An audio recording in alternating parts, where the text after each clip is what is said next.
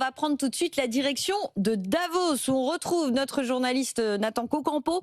Arrivée très attendue aujourd'hui, Nathan, celle d'Emmanuel Macron. Très attendue après évidemment cette nouvelle menace de Donald Trump. Je la rappelle, 200% de droits de douane sur les vins et champagnes français. Pourquoi ? Parce qu'Emmanuel Macron refuse de rejoindre le fameux Conseil de la paix proposé par le président américain.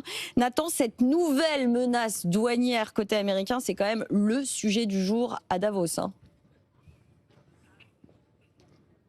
Oui Marie, et c'est le choc ici notamment pour la délégation française qui vient d'arriver tout juste ici à Davos. Emmanuel Macron prendra la parole dans le grand hall du centre des congrès à 14h. 30 minutes d'échange avec le patron de BlackRock. Quelle sera la posture, la réponse du président à Donald Trump? Cette nuit, un SMS d'Emmanuel Macron a aussi été publié par son homologue américain. Je cite: organisons une rencontre du G7 jeudi à Paris. Dînons ensemble tous les deux.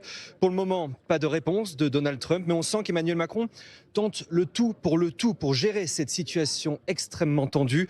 Lui qui voulait mettre en avant les pépites et l'innovation française, c'est un peu loupé. Pour parler un peu des coulisses de ce forum, c'est ma 4e année ici. D'habitude, tout est assez préparé. Des rencontres impromptues se font, mais les organisateurs laissent peu de place finalement à l'improvisation, aussi pour des raisons sécuritaires, on l'imagine. Mais alors là, c'est du jamais vu vraiment l'ambiance ici. En discutant avec à la fois les patrons, les journalistes, on a aussi l'impression qu'un tapis rouge est déroulé à Donald Trump, comme l'illustre cette réunion organisée en dernière minute pour parler du Groenland.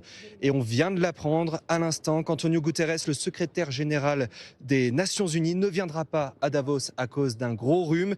Tout est possible aujourd'hui. En attendant, rendez-vous cet après-midi pour vous débriefer la prise de parole d'Emmanuel Macron. Évidemment, merci Nathan. Nathan Cocampo en direct depuis Davos qu'on retrouvera évidemment donc effectivement toute la journée pour suivre les déclarations d'Emmanuel Macron.